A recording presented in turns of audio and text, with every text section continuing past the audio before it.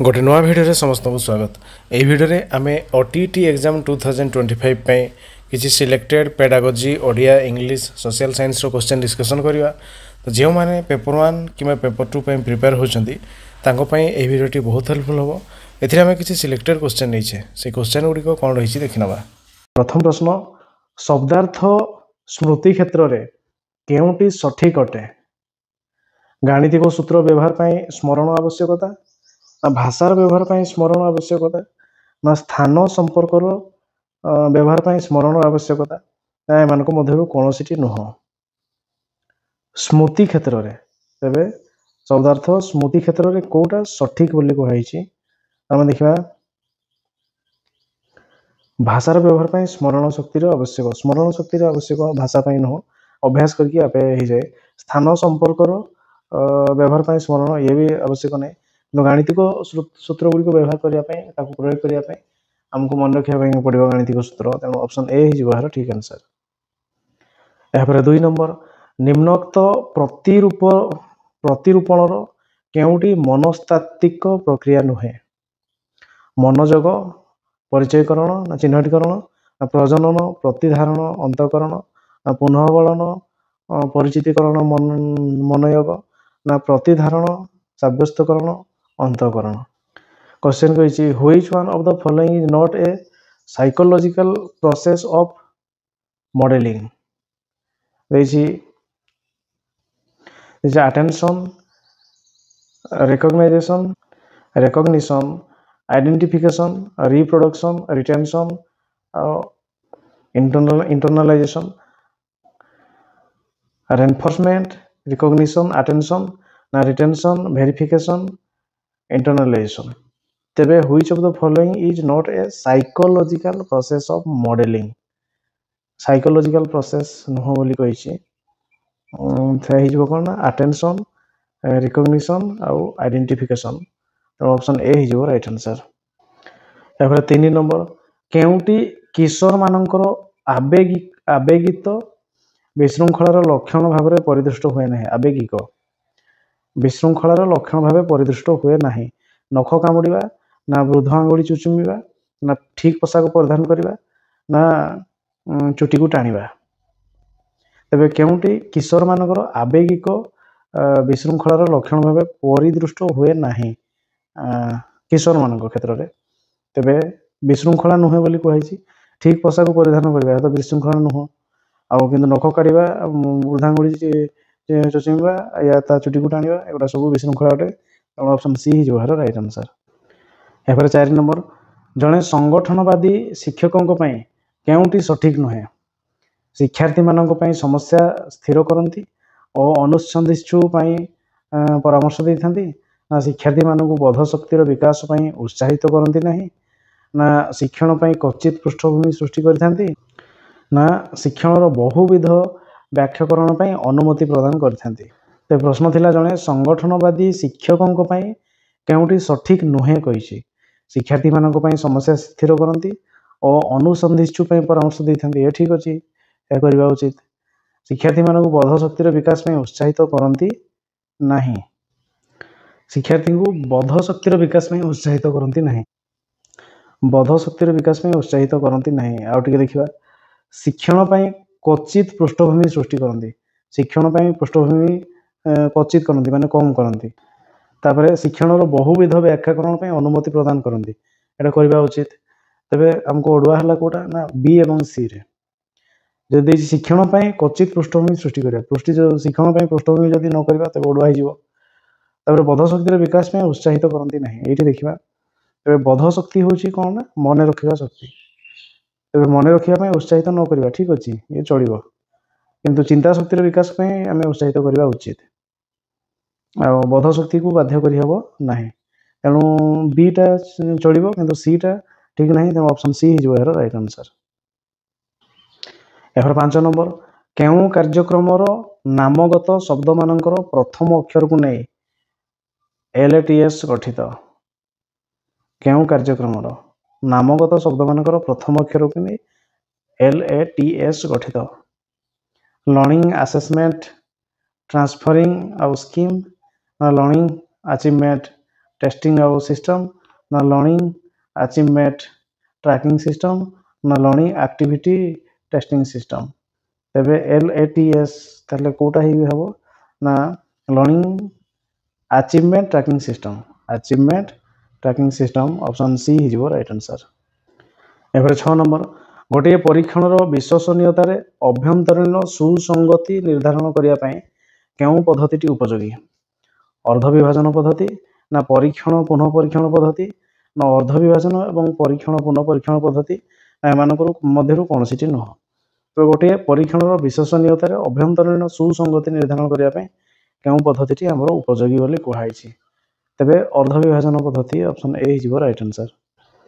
एबारे 7 number मानकी परीक्षणर केउ गुण गुड़िक अछि वैधता विश्वसनीयता उपयोगिता ना विश्वसनीयता नमनीयता वैधता उपयोगिता व्यक्ति निष्पत्ता और विश्वसनीयता ना वैधता नमनीयता और उपयोगिता तेबे यार आंसर हिजिवो कोन ना वैधता विश्वसनीयता उपयोगिता जोटा कि validity reliability and usability option A हिजिवो राइट आंसर जोटा कि हमर standardise test then option A हिजिवो राइट आंसर।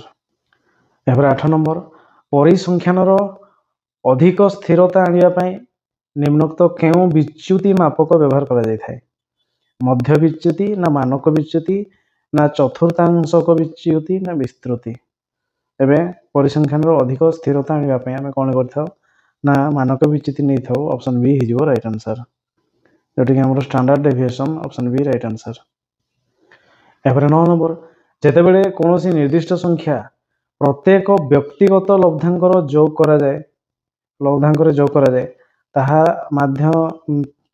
माध्य मूल्य उपरे की प्रकार प्रभाव पकाइबो माध्य मूल्य सही संख्या द्वारा जोग हुए ना माध्य मूल्य रु सही संख्या वियोग करा जाए ना माध्य मूल्य रे सही संख्या गुणन करा जाए ना माध्य मूल्य रे सही संख्या भाग करा जाए तेबे कहैछि कोनोसी निर्दिष्ट संख्या प्रत्येक व्यक्तिगत लब्धांकर जोग करा जाए एबे हम जेतो स्टैटिस्टिक्स पढिछे माने करंतु x1 x2 x3 एगुडा थिला हमर लब्धांक एवं तांकर माध्यमान थिला मानकर m जदि प्रत्येक रे हमें a मिसेबा एथिरे भी a मिसेबा एथिरे भी a मिसेबा एथिरे भी a मिसेबा तबे तार माध्यमान रे भी कोन हिजो ना m + a हिजो ताने माध्यमान सहित जो संख्या हमें मिसे थिले सेही संख्याटी जोग हबो तेणु यार आंसर हिजो कोन ना माध्य मूल्य सहित सही संख्या द्वारा जोग हुए ऑप्शन ए हिजो राइट आंसर। एबारे 10 नंबर अणवर्गीकृत तथ्यावलीर मानक विच्युति मूल्य निर्धारण सूत्र कोटा sigma d square by n root over ना sigma d square by n ना sigma n by d square root over ना सिग्मा d बाय n एबे यार सूत्र हो जिवो कोन ना sigma d square by n तार रूट ओवर ऑप्शन ए हिजो राइट आंसर। एबारे 11 नंबर प्रदत्त लब्धांक मानकर गरिष्ठक मूल्य केते देछि लब्धांक देछि 8 8 3 8 4 8 8 4 3 4 8 5 5 एबे गरिष्ठ कोटा हबो ना 3 हबो ना 4 हबो ना 5 हबो ना 8 हबो एठी देखिबा हमें गरिष्ठ केमति परिबा कोटार बारंबारता अधिक अछि एठी 8 रो बारंबारता 1 2 3 अछि तबरे 3 रो बारंबारता केते अछि 3 रो बारंबारता गोटे 4 रो बारंबारता 2 5 रो बारंबारता केते अछि 2 5 रो बारंबारता 2टा तबे अधिक सर्वाधिक के रहिला 8 रहिला 3 थर तेणु गरिष्ठक हो जिवो के 8 ए ऑप्शन डी हिजो राइट आंसर।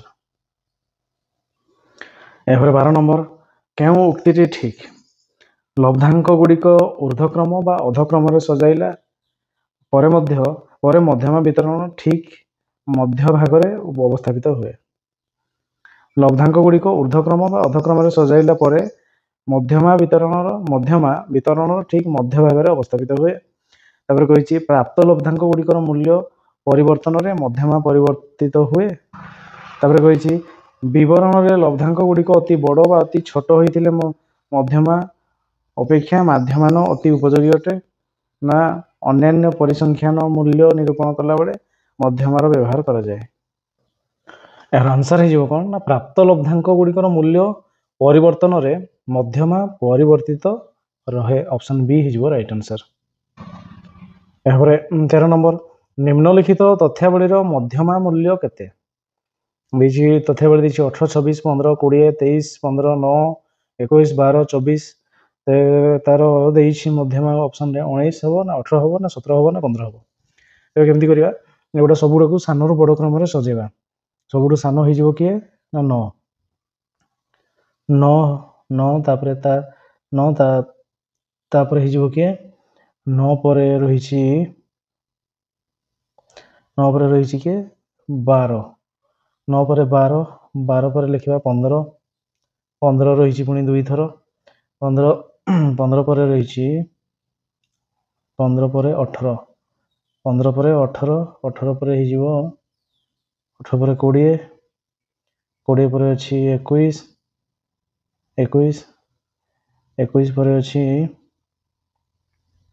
21 पर 23 23 पर अच्छी किए 24 24 पर अच्छी किए 26 3 3 6 3 9 के 10 टी तबे 1 2 3 4 5 6 7 8 9 10 टी 10 टी जदि अच्छी तेरे कौन करवा 5 नंबर और 6 नंबर को नेबा से दुटा को मिसेकी जोगफल करके 2 हरण करवा 1 2 3 4 5 18 और 20 18 और 20 को जब जोग करवा के ना हो 18 मिश्रण 20 विभक्त 2 18 20 होगा के ना 38 विभक्त 2 जो हो किए 19 तेरे तार मध्यमा हो 19 ऑप्शन ए हो राइट आंसर।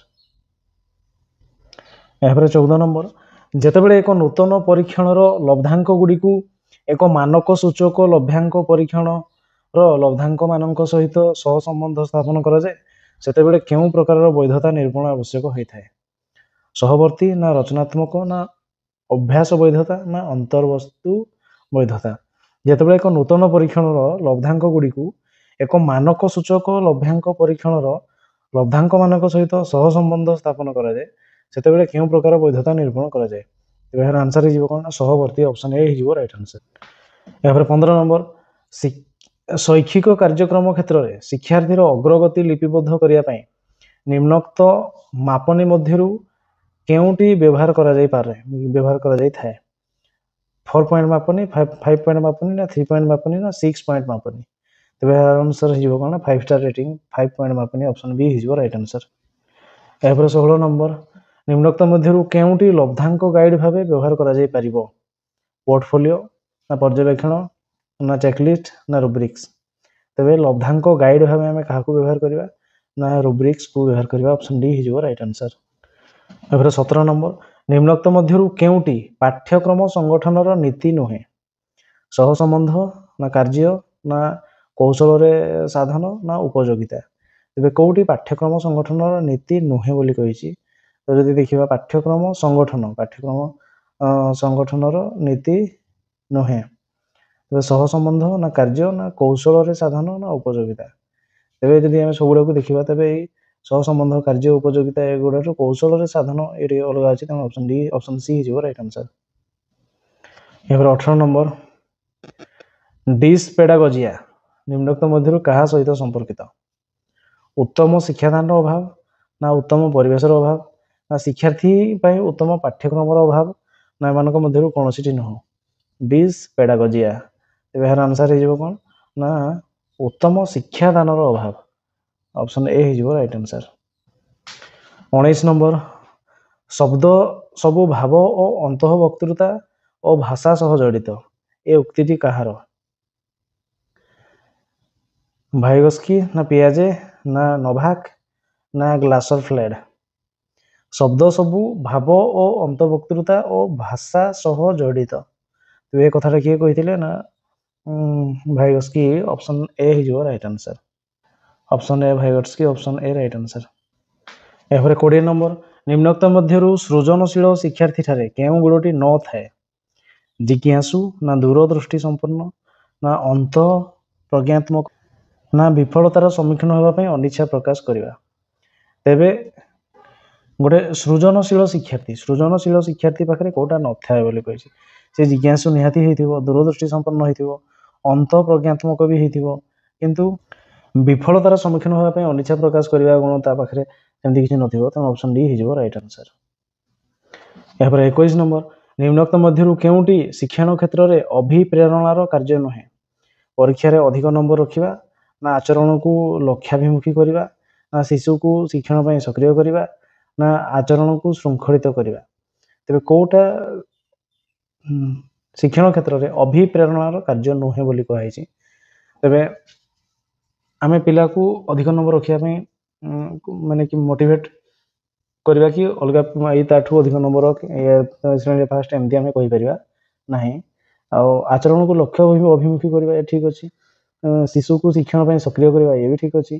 ଆଚରଣକୁ ଶୃଙ୍ଖଳିତ କରିବା ଇଏ ବି ଠିକ୍ ଅଛି। କିନ୍ତୁ ଆମେ ଅଧିକ ନମ୍ବର ତାଠୁ ଅଧିକ ନମ୍ବର ଏମିତି ସେମିତି ମାନେ କଣ୍ଟେଷ୍ଟ କରିବା ଇଏ କରିବା ସେଗୁଡ଼ା କହିପାରିବା ନାହିଁ। ତେଣୁ ଅପସନ୍ ଏ ହେଇଯିବ ରାଇଟ୍ ଆନ୍ସର୍। ତାପରେ 22 ନମ୍ବର, କେଉଁ ଶିକ୍ଷଣ ତତ୍ତ୍ୱ ପୂର୍ଣ୍ଣାଙ୍ଗରୁ ଆଂଶିକ ଶିକ୍ଷଣ ନୀତିକୁ ଗୁରୁତ୍ୱ ଦେଇଥାଏ? ଶାସ୍ତ୍ରୀୟ ଅନୁବନ୍ଧନ ନା ଅନ୍ତର୍ଦୃଷ୍ଟି ଶିକ୍ଷଣ ନା କ୍ରିୟାତ୍ମକ ଅନୁବନ୍ଧନ ନା ପ୍ରଯତ୍ନ ପ୍ରମାଦ? ତେବେ କେଉଁ ଶିକ୍ଷଣ ତତ୍ତ୍ୱ ପୂର୍ଣ୍ଣାଙ୍ଗରୁ ଆଂଶିକ ଶିକ୍ଷଣ ନୀତିକୁ ଗୁରୁତ୍ୱ ଦେଇଥାଏ?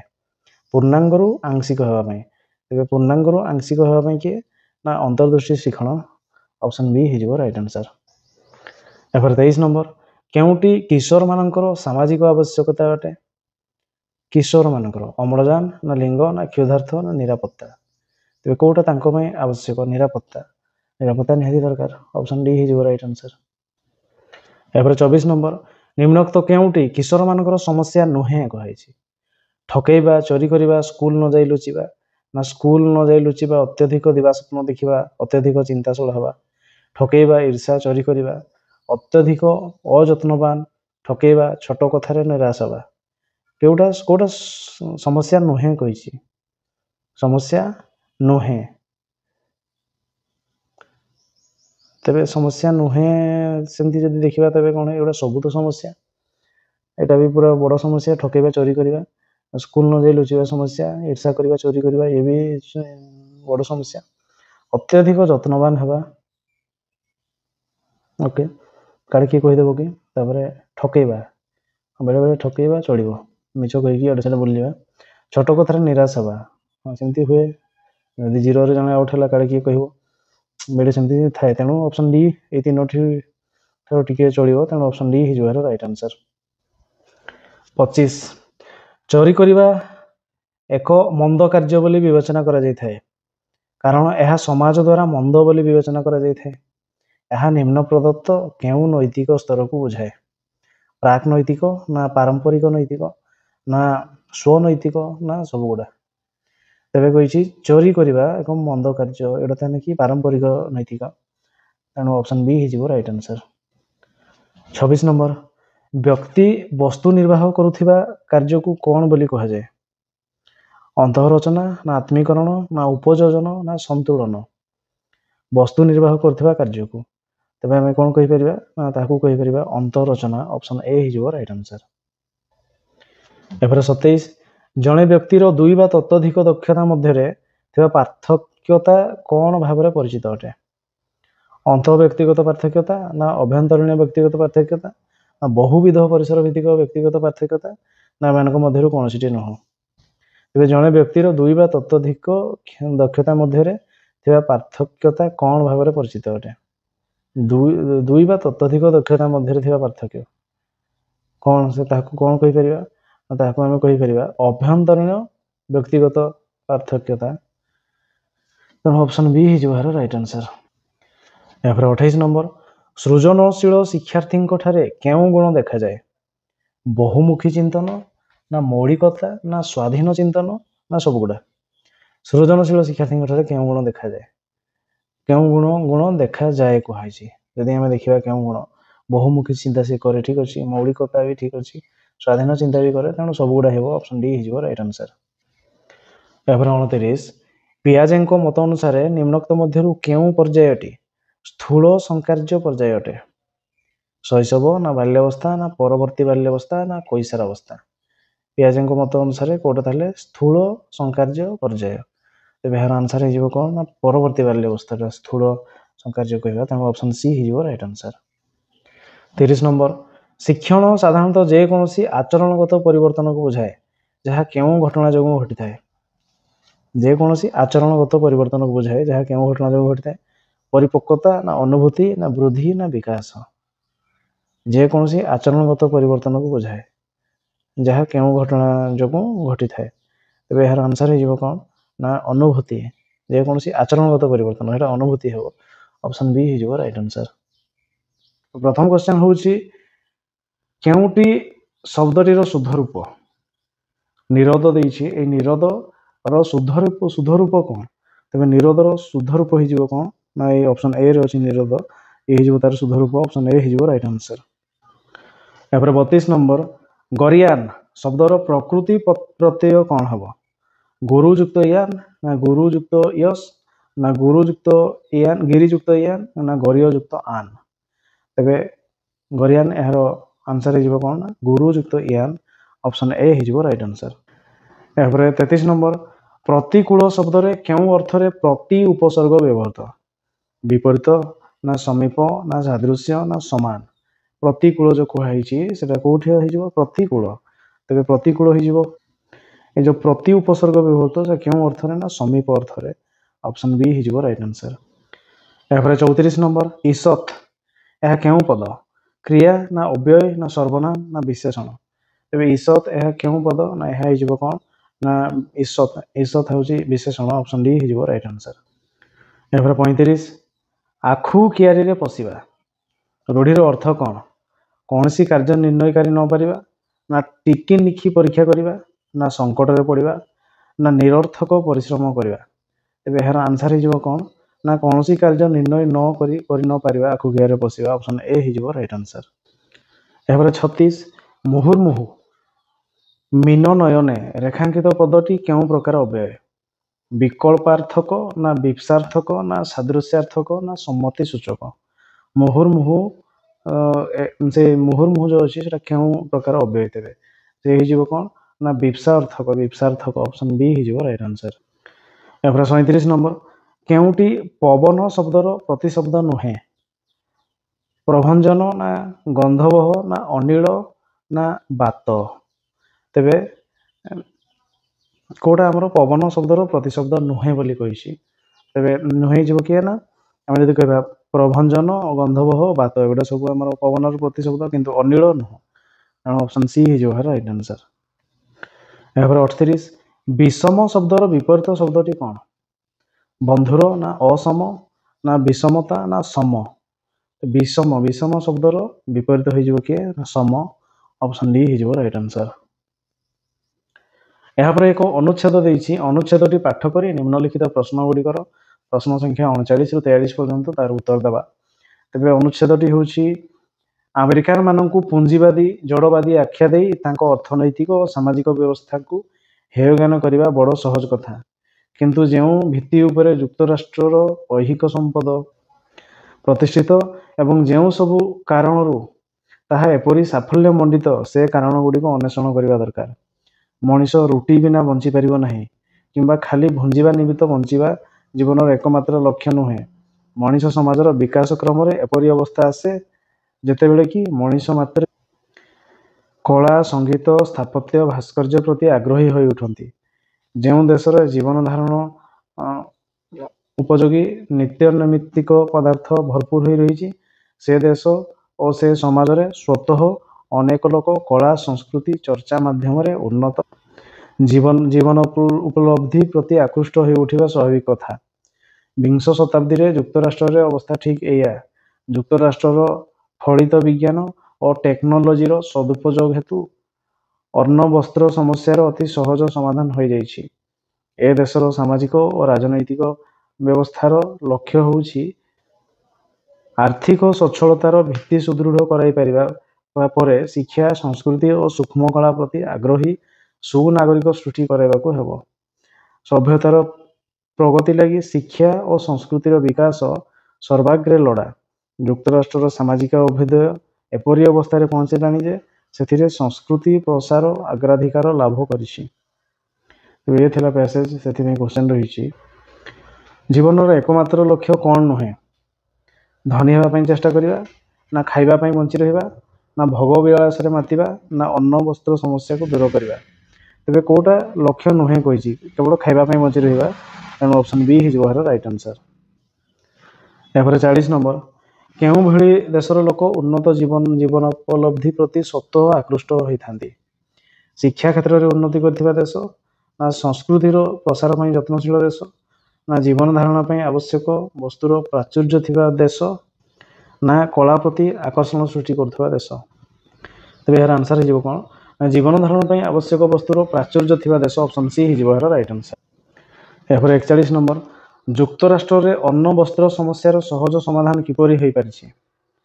ଫଳିତ ବିଜ୍ଞାନ ଓ ବୈଷୟିକ କୌଶଳ ଉପଯୋଗ ଦ୍ୱାରା, ନା ଉନ୍ନତ କୃଷି ପ୍ରଣାଳୀ ଦ୍ୱାରା, ନା ଶିଳ୍ପ ପ୍ରସାର ଦ୍ୱାରା, ନା ବାଣିଜ୍ୟିକ କାରବାର ବୃଦ୍ଧି ଦ୍ୱାରା। ତେବେ ଯୁକ୍ତରାଷ୍ଟ୍ରରେ ଅନ୍ନ ବସ୍ତ୍ର ସମସ୍ୟାର ସହଜ ସମାଧାନ କିପରି ହୋଇପାରିଛି କୁହାଯାଇଛି। ତ ଏହାର ଆନ୍ସର ହେଇଯିବ କ'ଣ ନା ଫଳିତ ବିଜ୍ଞାନ ଓ ବୈଷୟିକ କୌଶଳ ଉପଯୋଗ ଦ୍ୱାରା ଅପସନ୍ ଏ ହେଇଯିବ ଏହାର ରାଇଟ୍ ଆନ୍ସର। 42 ନମ୍ବର ସଭ୍ୟତାର ପ୍ରଗତି ଲାଗି ସର୍ବପ୍ରଥମେ କାହାର ବିକାଶ ଆବଶ୍ୟକ? ବିଜ୍ଞାନର, ନା ଶିଳ୍ପର, ନା ଟେକ୍ନୋଲୋଜିର, ନା ଶିକ୍ଷା ଓ ସଂସ୍କୃତିର। ତେବେ ଏହାର ଆନ୍ସର ହେଇଯିବ କ'ଣ ନା ଶିକ୍ଷା ଓ ସଂସ୍କୃତିର ଅପସନ୍ ଡି ହେଇଯିବ ରାଇଟ୍ ଆନ୍ସର। ତେବେ ସଭ୍ୟତାର ପ୍ରଗତି ଲାଗି ଆମର ଶିକ୍ଷା ଓ ସଂସ୍କୃତି ଦରକାର option D right answer. 43 number ଯୁକ୍ତରାଷ୍ଟ୍ରର ଅଭ୍ୟୁଦିତ ସାମାଜିକ ବ୍ୟବସ୍ଥାରେ କ'ଣ ଅଗ୍ରାଧିକାର ଲାଭ କରିଛି? ସମ୍ପ୍ରତି ସଂସ୍କୃତି ପ୍ରସାର, ନା ଅନ୍ନ ବସ୍ତ୍ରର ବ୍ୟବସ୍ଥା, ନା ଶିଳ୍ପ ପ୍ରସାର, ନା ସମାଜ ସଂସ୍କାର। ତେବେ ଯୁକ୍ତରାଷ୍ଟ୍ରର ଅଭ୍ୟୁଦିତ ସାମାଜିକ ବ୍ୟବସ୍ଥାରେ କ'ଣ ଅଗ୍ରାଧିକାର ଲାଭ କରିଛି? ତେବେ ଏହାର ଆନ୍ସର ହେଇଯିବ କ'ଣ ନା ଏହା ସଂସ୍କୃତି ପ୍ରସାର ଅପସନ୍ ଏ ହେଇଯିବ ରାଇଟ୍ ଆନ୍ସର। ଏହାପରେ 44 ନମ୍ବର କେଉଁଟି ଗୋପୀନାଥ ମହାନ୍ତିଙ୍କର ରଚନା ନୁହେଁ? ଅପହଞ୍ଚ, ନା ମାଟି ମଟାଳ, ନା ରାହୁର ଛାୟା, ନା ଅନ୍ଧ ଦିଗନ୍ତ। କେଉଁଟି ଗୋପୀନାଥ ମହାନ୍ତିଙ୍କର ରଚନା ନୁହେଁ ବୋଲି କୁହାଯାଇଛି। ଏହାର ଆନ୍ସର ହେଇଯିବ କ'ଣ ନା ଅନ୍ଧ ଦିଗନ୍ତ ଅପସନ୍ ଡି ହେଇଯିବ ରାଇଟ୍ ଆନ୍ସର। ଏହାପରେ 45 କେଉଁଟି ଅଭିବ୍ୟକ୍ତିମୂଳକ ପ୍ରଶ୍ନ? ପ୍ରତିଷେଧକ ଶବ୍ଦକୁ ବାକ୍ୟରେ ବ୍ୟବହାର କର, ନା ହାତୀ ଶବ୍ଦର 2ଟି ପ୍ରତିଶବ୍ଦ ଲେଖ, ନା କେଉଁ ଉପାୟରେ ସ୍ୱାଧୀନତା ଲାଭ କଲେ ତାହା ଚିରଞ୍ଜୀବୀ ହୁଏ, ନା କନଫୁସିୟସଙ୍କ ଗ୍ରନ୍ଥ ଧ୍ୱଂସ କରିବାକୁ କିଏ ନିର୍ଦ୍ଦେଶ ଦେଇଥିଲେ। ତେବେ ଏହାର ଆନ୍ସର ହେଇଯିବ କ'ଣ ନା ପ୍ରତିଷେଧକ ଶବ୍ଦକୁ ବାକ୍ୟରେ ବ୍ୟବହାର କର, ସେଇଟା ହେଉଛି ଅଭିବ୍ୟକ୍ତିମୂଳକ ପ୍ରଶ୍ନ ଅପସନ୍ ଏ ହେଇଯିବ ରାଇଟ୍ ଆନ୍ସର। ଏହାପରେ 46 କେଉଁଟି ତାତ୍ତ୍ୱିକ ପଠନର ଉଦ୍ଦେଶ୍ୟ ନୁହେଁ? ନୂତନ ଓ କ୍ଲିଷ୍ଟ ଶବ୍ଦ ପରିଚିତ, ନା ଭାଷାଗତ କୌଶଳ ହାସଲ, ନା ମନୋରଞ୍ଜନ, ନା ବ୍ୟାକରଣ ଜ୍ଞାନର ଅଭିବୃଦ୍ଧି। କେଉଁଟି ତାତ୍ତ୍ୱିକ ପଠନର ଉଦ୍ଦେଶ୍ୟ ନୁହେଁ କହିଛି? ତାତ୍ତ୍ୱିକ ପଠନର ଉଦ୍ଦେଶ୍ୟ ନୁହେଁ। ତେବେ ନୂତନ କ୍ଲିଷ୍ଟ ଶବ୍ଦ ସହ ପରିଚିତ, ଭାଷାଗତ କୌଶଳ ହାସଲ, ବ୍ୟାକରଣ ଏଗୁଡ଼ା ସବୁ ଶିକ୍ଷା ସମ୍ବନ୍ଧିତ, ମନୋରଞ୍ଜନ ନୁହେଁ, ତେଣୁ ଅପସନ୍ ସି ହେଇଯିବ ଏହାର ରାଇଟ୍ ଆନ୍ସର। ଏହାପରେ 47 କେଉଁ ମୂଲ୍ୟାୟନ ପାଠ୍ୟକ୍ରମ ମଧ୍ୟରେ ସୀମିତ ନୁହେଁ? ଗଠନମୂଳକ ମୂଲ୍ୟାୟନ, ନା ଉପଲବ୍ଧି ପରୀକ୍ଷଣ, ନା ପ୍ରବୀଣତା ପରୀକ୍ଷଣ, ନା ଏକକ ପରୀକ୍ଷଣ। ତେବେ ଗୋଟେ ପାଠ୍ୟକ୍ରମ ମଧ୍ୟରେ ସୀମିତ ନୁହେଁ ଆମେ ଆଉଟର ୱାର୍ଲ୍ଡରେ ବି ତାକୁ କରିପାରିବା। ପ୍ରବୀଣତା ପରୀକ୍ଷଣ ଅପସନ୍ ସି ହେଇଯିବ ରାଇଟ୍ ଆନ୍ସର। ଏହାପରେ 48 ନମ୍ବର ବ୍ୟାକରଣ ଶିକ୍ଷାଦାନ ପାଇଁ କେଉଁ ପ୍ରଣାଳୀଟି ଅଧିକ ଉପଯୋଗୀ? ଅବରୋହ ପ୍ରଣାଳୀ, ନା ଆରୋହ ପ୍ରଣାଳୀ, ନା ପାଠ୍ୟପୁସ୍ତକ ପ୍ରଣାଳୀ, ନା ମୁଖସ୍ଥ ପ୍ରଣାଳୀ। ବ୍ୟାକରଣ ଆମେ ଶିଖେଇବା ସେଥିପାଇଁ କ'ଣ କରିବା ନା ଆରୋହ ପଦ୍ଧତି ଆମେ ଶିଖେଇବା, ଆରୋହ ପଦ୍ଧତି ଅପସନ୍ ବି ହେଇଯିବ ରାଇଟ୍ ଆନ୍ସର। ଏହାପରେ 49 ନମ୍ବର ବିଭିନ୍ନ ବୟସର ଶିକ୍ଷାର୍ଥୀମାନଙ୍କ ପାଇଁ ମାତୃଭାଷା ଶିକ୍ଷାର ଲକ୍ଷ୍ୟ ଓ ଉଦ୍ଦେଶ୍ୟ ସ୍ଥିର କଲାବେଳେ କାହା ଉପରେ ଗୁରୁତ୍ୱ ଦେବାକୁ ପଡ଼ିନଥାଏ? ବିଭିନ୍ନ ବୟସର ଶିକ୍ଷାର୍ଥୀମାନଙ୍କ ପାଇଁ ମାତୃଭାଷା ଶିକ୍ଷାର ଲକ୍ଷ୍ୟ ଓ ଉଦ୍ଦେଶ୍ୟ ସ୍ଥିର କଲାବେଳେ କାହା ଉପରେ ଗୁରୁତ୍ୱ ଦେବାକୁ ପଡ଼ିନଥାଏ? ରୁଚି, ନା ପସନ୍ଦ, ନା ଅପସନ୍ଦ, ନା ଆର୍ଥିକ ସ୍ଥିତି। ତେବେ ଏହାର ଆନ୍ସର ହେଇଯିବ କ'ଣ ଆର୍ଥିକ ସ୍ଥିତି ଦରକାର ନାହିଁ, ଆମେ ଦେଖିବା ଖାଲି ରୁଚି, ପସନ୍ଦ ଆଉ ଅପସନ୍ଦ କ'ଣ, ଆର୍ଥିକ ସ୍ଥିତି ଉପରେ ଗୁରୁତ୍ୱ ଦେବା ଆବଶ୍ୟକ ନୁହଁ ଅପସନ୍ ଡି ହେଇଯିବ ରାଇଟ୍ ଆନ୍ସର। ଏହାପରେ 50 ନମ୍ବର ସ୍ୱାର୍ଥ ସାଧନ ପରେ ଆଗ୍ରହ କମିଯିବା ଅର୍ଥ ପ୍ରକାଶ କରୁଥିବା ଲୋକବାଣୀଟି କ'ଣ? ଚକେ ଗଲେ 12 ହାତ, ନା ଅତିଭକ୍ତି ଚରର ଲକ୍ଷଣ, ନା ବାହା ସରିଲେ ବେଦି ମୁହାଁ ପଡ଼ା, ନା ପାଗ ବାନ୍ଧୁ ବାନ୍ଧୁ କଚେରୀ ବରଖାସ୍ତ। ତେବେ ସ୍ୱାର୍ଥ ହାସଲ ପରେ ଆଗ୍ରହ କମିଯିବା ଏହାର ମାନେ ହେଉଛି କ'ଣ ନା ବାହା ସରିଗଲେ ବେଦି ମୁହଁ ପଡ଼ା, ବେଦି କିଏ ପଚାରେ ଅପସନ୍ ସି ହେଇଯିବ ରାଇଟ୍ ଆନ୍ସର। ଏହାପରେ 51 ନମ୍ବର କେଉଁ ପଦ୍ଧତିଟି ପଠନ ଶିକ୍ଷାଦାନ ପାଇଁ ଉପଯୁକ୍ତ ବିବେଚିତ ହୁଏ ନାହିଁ? ବର୍ଣ୍ଣନାନୁକ୍ରମିକ ପଦ୍ଧତି, ନା ଶବ୍ଦ କ୍ରମିକ ପଦ୍ଧତି, ନା ବାକ୍ୟ ପଠନ ପ୍ରଣାଳୀ, ନା ଗଳ୍ପ ପଠନ ପ୍ରଣାଳୀ। କେଉଁ ପଦ୍ଧତିଟି ପଠନ ଶିକ୍ଷାଦାନ ପାଇଁ ଉପଯୁକ୍ତ ବିବେଚିତ ହୁଏ ନାହିଁ ବୋଲି କୁହାଯାଇଛି? ଏହାର ଆନ୍ସର ହେଇଯିବ କ'ଣ ନା ବର୍ଣ୍ଣାନୁକ୍ରମିକ ପଦ୍ଧତି ଅପସନ୍ ଏ ହେଇଯିବ ରାଇଟ୍ ଆନ୍ସର। ଏହାପରେ 52 ନମ୍ବର କେଉଁଟି କବିତା ଶିକ୍ଷାଦାନର ଉଦ୍ଦେଶ୍ୟ ନୁହେଁ? ସୌନ୍ଦର୍ଯ୍ୟବୋଧର ବିକାଶ, ନା ଯୁକ୍ତି ଶକ୍ତିର ଅଭିବୃଦ୍ଧି, ନା ଆନନ୍ଦ ପ୍ରାପ୍ତି, ନା କଳ୍ପନା ଶକ୍ତିର ବିକାଶ। ଓଟା ନୁହେଁ ବୋଲି କହିଛି। କବିତା ଶିକ୍ଷଣରେ ଆମେ ଯୁକ୍ତି କରିପାରିବା ନାହିଁ, ଯୁକ୍ତି ଶକ୍ତି ଆଉ କୋଉଠୁ ଆସିବ? ସୌନ୍ଦର୍ଯ୍ୟବୋଧ ଠିକ୍ ଆସିବ, ଆନନ୍ଦ ପ୍ରାପ୍ତି, କଳ୍ପନା ଶକ୍ତି ଠିକ୍ ଅଛି, ଯୁକ୍ତି ଶକ୍ତି ନୁହଁ, ତେଣୁ ଅପସନ୍ ବି ହେଇଯିବ ଏହାର ରାଇଟ୍ ଆନ୍ସର। एवरे 53 नंबर केउं उपायटी बन्नाशुद्धि निराकरण ପାଇଁ ଉପयोगी ନୁହେଁ। बन्नाशुद्धि सरल रचना लिखन ना दृष्ट लिखन ना बनान खेल ना अभिधान व्यवहार तेरे कोटा आम बन्नाशुद्धि माने से तार शब्द लिखला बेले भूल करुच्ची से गुड़ा ठीक करने कौटा उपयोग कर माने कौटा उपयोग दरकार आम से बेसी काम आसो ना जदि आम देखा दृष्ट लिखन देखी देखी लिख बनान खेल कर अभिधान व्यवहार करमर बनान शुद्धि हो पार कि रचना जब लिख तार चिंता शैली लिखन शैली गुड़ा बढ़ो कि बन्ना शुद्धि से नुहे तेनाली ऑप्शन ए हो राइट आंसर। एवरे 54 नंबर लिखित मूल्यांकन धारा छात्र छात्री क्यों दक्षतार परिमापक नुहे। बोध शक्ति ना चिंता शक्ति ना जुक्ति शक्ति ना भाव विनिमय दक्षता। लिखित मूल्यांकन धारा छात्र छात्री मान क्यों दक्षतार परिमापक नुहे बोली कही लिखित मूल्यांकन धारा तेज यार आंसर हो कौन ना भाव विनिमय दक्षता ऑप्शन ऑप्शन जो गोटे नुहे बोली कही लिखित मूल्यांकन धारा बोध शक्ति हम चिंता शक्ति हम जुक्ति शक्ति हम कि भाव विनिमय दक्षता नुहे लिखा जो तेनाली ऑप्शन डी हो राइट आंसर। या 55 बहुभाषी समस्या दूर करने क्योंटी उपयोगी नुहे। शिक्षार्थी घर भाषा उपर गुरुत्व ना आंचलिकता उपर गुरुत्व ना ओडिया लिपि रे शिक्षार्थी घर भाषार लिखन शिक्षा ना ओडिया भाषार शिक्षादान तेज बहुभाषी समस्या दूर करने कौटा उपयोगी नुहे बोली कही बहुभाषी आम कौन करवा ना जदि अच्छी शिक्षार्थी घर भाषा उपर गुरुत्व ठीक अच्छे दबा आंचलिकता गुरुत्व दबा ठीक अच्छे ओडिया लिपि रे शिक्षार्थी घर भाषा लिखन ठीक अच्छे ओडिया भाषार शिक्षादान नुहे भाषार शिक्षादान दबा भाषा भाषी शिक्षक नियुक्त कर ऑप्शन डी हो राइट आंसर। या गोटे कविता देछि निम्न प्रदत्त कवितांशटी पाठ करी तले दि जाइथिबा प्रश्न 56 रु 60 रु गुड़िकर उत्तर दबा। विरही पक्षर वार्ता बक्ष परे आंकी रखी घन आसी छखी बक्ष तब साउलाई भूधर गगन जीव से आड़का पुरे कांदे जही बक्ष बिरही गाले हाथ भाले स्वेद बुके तिक्त बिलापरागिणी कर्पूर चंदन बड़े जाऊनी ता वेदना अमाप तुमर शिकर घन मुंचिकी हे पारिब से ताप एते दिन थिले कहीं सिंधु परे क्यों सागरिका मेलिला कि बेला तट शैले बने प्रीति मरीचिका से दूर बेलार घन ताहा संगे खेली लुचकाड़ी कटाइल पंच ऋतु सिक्त करी स्वर्ण सिंधु बाली देलानी की प्रतिदान घन तब मधु सहागर मेलाणी की नहीं तेणु फेरी अछ कप जर जर तेरे पद्य किसी क्वेश्चन रही देखा घनर बक्ष पर्वत और आकाश को कौन कही आघात करिछि घनर घनर बक्ष पर्वत और आकाश को कौन कही आघात करिछि ना जलदान करिछि ना जक्षर वार्ता प्रदान करिछि ना कमल स्पर्श देछि तेरे घनर पक्ष पर्वत आकाश को कौन कही बोली कही तो यार आंसर हो कौन ना जक्षर वार्ता प्रदान करिछि ऑप्शन सी हो राइट आंसर। या 57 मुंचिकी हे पारिब से ताप एठारे क्यों ताप कथा कहुई विरह ना ग्रीष्म ना सूर्य ना अग्नि तेरे यार आंसर हो कौन ना विरह ताप कथा कहुई ऑप्शन ए हो राइट आंसर।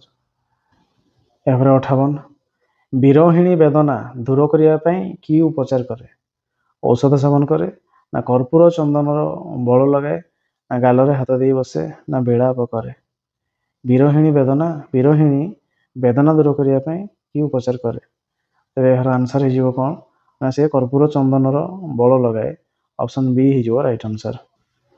या 59 नंबर कहा प्रीति रे घन पंच ऋतु अटिकी रही सागरर ना बेलाभूमिर ना सागर कन्यार ना शैल और बनर तेरे यार आंसर हो कौन ना यह हो कौन ना बेलाभूमिर ऑप्शन बी हो राइट आंसर। या 60 नंबर क्यों कारण घन क्रोध जर्जरित हो फेरी आसी प्रेमर प्रतिदान न पाइबार ना धरणीर दुख देखी ना ग्रीष्मर तापनाश ना पृथ्वी को शस्य श्यामला करने तेबे यार आंसर हो कौन ना प्रेमर प्रतिदान न पाइबारु क्रोध जर्जरित हो फेरी आसी ऑप्शन ए हो right answer.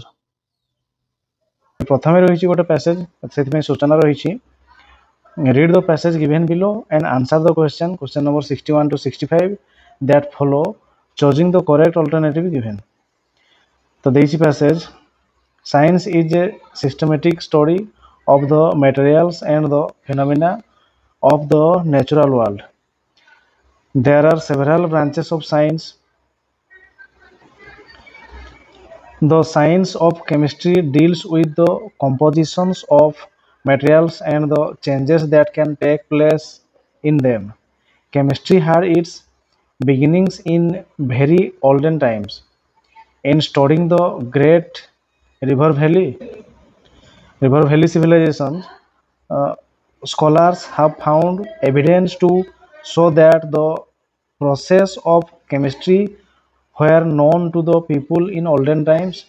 The ancient Egyptians, Hindus, and Chinese were interested in the preparations of medicines and perfumes, and in metal work and pottery। These activities required the application of their knowledge of chemistry। Chemistry during the Ages was not a pursuit of knowledge for its own sake. Its aims were more practical। There was a belief among the people that base materials like land and copper could be converted into the noble metal gold। The philosopher's stone was supposed to have the power of being about these changes। तबे ये थिला passage सेति में question रही chemistry deals with the dash use of materials ना change of materials ना constituents of materials and the changes that occur in them ना use of materials and their working process। तो क्वेश्चन थिला chemistry deals with लिखाई chemistry deals with the compositions of materials and the changes that can take place in them। तेणु option C हिजो हर right answer. यहाँ 62 dash the river valley civilization provide the scholars with the evidence that the process of chemistry was known to the people in olden times। Option रे अछि interested ना the study of ना estimate of ना much thinking about. तो एथिरे देइछि in studying the great river valley civilisation कौन अच्छी इन स्टडीइंग तेणु यार आंसर हो कौन ना the study of option B हो राइट आंसर। यार 63 the philosopher's stone was meant for examining base metals ना डिटेक्टिंग नोबल मेटल्स ना changing base metals into gold ना pursuit of knowledge. So there was a belief among the people that base metal like lead and copper could be converted into noble metal gold। Base metal तेणु हम कौन ना changing base metal into gold option C हो right answer. यहाँ 64 science is dash study of materials and phenomena of the natural world. A systematic ना an extensive ना an intensive ना unattractive। It देइछि science is a systematic study of the material and phenomena of the natural world। तेणु science is a systematic study of material and phenomena of the natural world। Option A हिजो right answer. 65 in the expression phenomena of the natural world the word phenomena means dash experience ना knowledge ना observe event ना real object and happening. तो phenomena हिजो कौन ना से हिजो an observe event option C हिजो राइट आंसर। यहाँ 66 dictation test the skill of dash listening and speaking ना लिसनिंग एंड राइटिंग ना रीडिंग। डिक्टेशन जिते आम श्रुत लिखन डाकुचे छुआ को तो सी कौन कर प्रथम शुणुची शुणिकी लिखुची तेणु से कौन होम ना से listening and writing skill develop हो तार से शुणव तापर से लिख तेणु ऑप्शन सी हो right answer. Question 67. Using the target language without the help of mother tongue is dash. Using the target language without the help of mother tongue is dash. Direct method of teaching, na translation method, na structural method of teaching, na bilingual method. तो यार answer हो कौन ना कही using the target language without the help of mother tongue with using the direct आम धर इंग्राजी पढ़ाऊे मैंने English पढ़ाऊे school आम गोटे पढ़ा समय किसी वार्ड आसो जो गुड़ाक आम ओडिया कहवाई पड़ो धर आम ओडिया न कहवा आ विभिन्न एग्जांपल माध्यम ही बुझेवा से वार्ड को आउ से जनइबा से इंग्राजी इंग्लीश रे तो सेटा आम कौन कहवा सेटा आम डायरेक्ट मेथड कहवा सेठी आउ ट्रांसलेशन आसो नहीं कि स्ट्रक्चरल मेथड आसो नहीं कि बाइलिंगुअल माने दुईटा लैंग्वेज यूज हो नहीं सेटा direct method of teaching option A हिजो यार right answer 68 students explore meaning and information student explore meaning and information after silent reading ना ड्यूरिंग साइलेंट रीडिंग ना बिफोर साइलेंट रीडिंग ना ड्यूरिंग एक्सटेंसिव रीडिंग तो पाठ कहूँ student explore meaning and information student जिते से कौन गोटे जिन पढ़ुं तार मीनिंग को आउ तार इनफर्मेशन को से एक्सप्लोर करेषण करके खोजिक बाहर केत संभव हम जिते से साइलेंट रीडिंग करते साइलेंट रीडिंग कले बोध ज्ञान अधिक हम से पाठ प्रति तेणु during silent reading option B हो right answer 69 silent reading is a dash pre reading activity ना व्हाइल रीडिंग एक्टिविटी ना पोस्ट रीडिंग एक्टिविटी ना लेसन प्लानिंग एक्टिविटी तेबे साइलेंट रीडिंग आम केत ना आम किसी एक्टिविटी करूँ टीचर को उच्च पठन हुए आम से पीरियड मध्य ही साइलेंट रीडिंग करूँ पुणी विभिन्न एक्टिविटी करूँ ताने कौन हम से व्हाइल रीडिंग एक्टिविटी से हम while reading activity option B हो right answer 70 in order to write more creatively one should dash in order to write more creatively one should listen to people na read good books na keep on writing na speak to many people देखो in order to write more creatively आम धर गोटे पिला को कहवा जे किसी प्रबंध लेखु कि कविता लेखु जहाँ भी किसी लेखु से केमती लिखिपर तार लेखाटा केमती उन्नत हम लिसन टू पीपुल लोक मान अधिक शुणव जदि से तार लेखा अधिक सुंदर हो पार ना रीड गुड बुक्स ना कीप ऑन राइटिंग अधिक लेखु लेखु ही आपे हम ना स्पीक टू मेनी पीपुल अधिक लोक सहित कथा हम तो हेबने लिसन टू पीपुल लोक मान शुणिकी से विभिन्न ज्ञान पाइब किंतु से लोक गुड़ा से ज्ञानी होता दरकार से ज्ञान आहरण कर तार क्रिएटिविटी बढ़ो कीप ऑन राइटिंग निजे लेखि लेखि बढ़ो निज मन भितर जहाँ अच्छी निज लेखुव जदि आउ डेभलप केमती हम जहाँ अच्छी से गुड़ा ही घूरी बुलो स्पीक टू मेनी पीपुल सहित कथबार्ता कले जदि ज्ञानी लोक होते सीना नॉलेज पाखु आसो से आमको डायरेक्ट आंसर पाइबा हम कौन हम ना रीड गुड बुक्स जदि आम भल बही पढ़ा डायरेक्ट नॉलेजटा आम पाइपर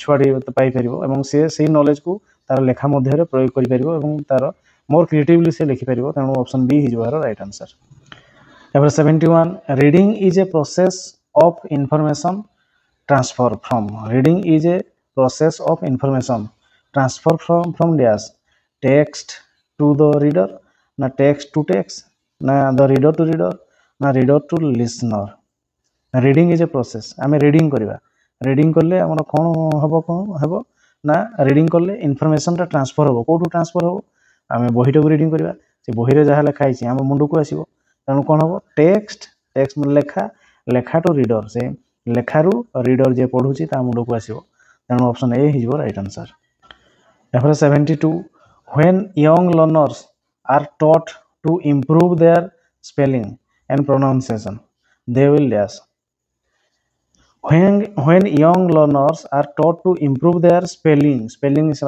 improve करने चाहते हैं pronunciation उच्चारण improve करने चाहते they will से कौन करेंगे improve their accuracy ना enhance their fluency ना nurture their creativity ना शार्पेन देयर लिसनिंग स्किल तेरे प्रोनाउंसिएशन बढ़ो आउ स्पेलिंग भल हम से कौन करेंगे एनहांस देयर फ्लुएंसी से कौन जो पाठ पढ़ा रही है क्षिप्रतर करेंगे कथबार्ता टे बढ़े अधिक अधिक द्रुत करेंगे enhance their fluency option B हिजो right answer 73 aesthetic sense is developed through dash prose ना composition ना grammar ना poetry aesthetic sense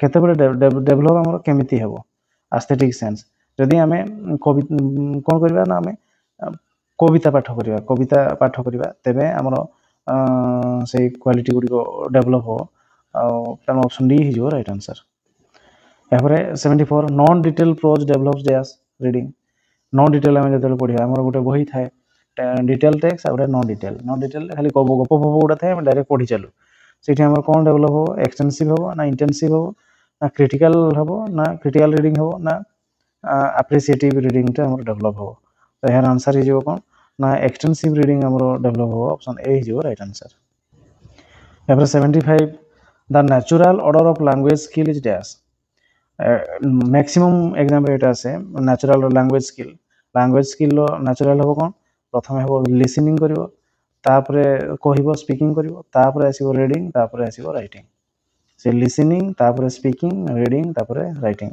बहुत एग्जाम रे क्वेश्चन रिपीट होए एनो लिसनिंग स्पीकिंग रीडिंग राइटिंग हबो कि ऑप्शन बी हे जिवो LSRW skill option B right answer एफर 76 the student is ignorant dash the first rule of grammar the student is ignorant dash the first rule of grammar student is ignorant of habo na in na at na with the student is ignorant of the first rule of grammar of habo it dash re of option A is your right answer after 77 we made him dash here we made him to come na to coming na to come na kebolo coming na come we made him come here we made him come here come habo option D is your right answer after 77 state which of the following is grammatically acceptable achi I said goodbye